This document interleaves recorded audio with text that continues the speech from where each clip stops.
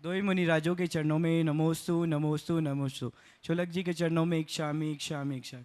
महर्षि, मेरा ये प्रश्न है कि किसी भी लक्ष्य की प्राप्ति के लिए आपने कहा था मेहनत तो ज़रूरी है लेकिन पुण्य भी उतना ही महत्वपूर्ण स्थान रखता है।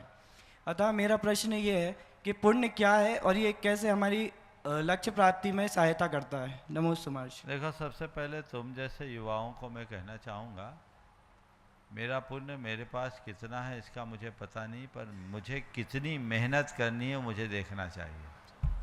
मेहनत दिखाई पड़ती, पुण्य तो दिखता नहीं। इसलिए तुम जैसे विद्यार्थियों को अपने मेहनत पर विश्वास करना चाहिए। ये बात सत्य है कि पुण्य का बड़ा योग होता है और बिना पुण्य के कोई कार्य नहीं होता। तो आपने पूछा पुण्य क्या है और कैसे बढ़ाया जाए। मन के शुभ भाव का नाम पुण्य है, मन को पवित्र बनाने का नाम पुण्य है, और मन को पवित्र बनाए रखने के जितने भी अनुष्ठान हैं वे सब पुण्यकारी है। तुम सब बच्चों के लिए सबसे बड़ा पुण्य भगवान का अभिषेक, पूजन और नमोकार की आराधना। ये तुम्हारा परम पुण्य है कि तुम ऐसी जगह रह रहे हो जहाँ रोज भगवान का अभिषेक करने का सौभाग्य मिल रहा है। जी महाराज। किसी दूसरे शहर में होते, किसी दूसरे छात्रावास में होते तो सहूलियत मिलती क्या? नहीं महाराज जी। भगवान के दर्शन, पूजन, बंदन का सुअवसर मिल रहा है।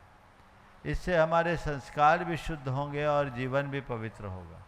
इसलिए खूब उत्साह के साथ अपने कार्यों में रमो और इन सब कार्यों को प्राथमिकता दो। समय का सदुपयोग करो, पाप के कार्यों से बचो और अपना सारा समय और शक्ति अपने लक्ष्य की पूर्ति में लगा। नमोस्तु महर्षि, नमोस्तु।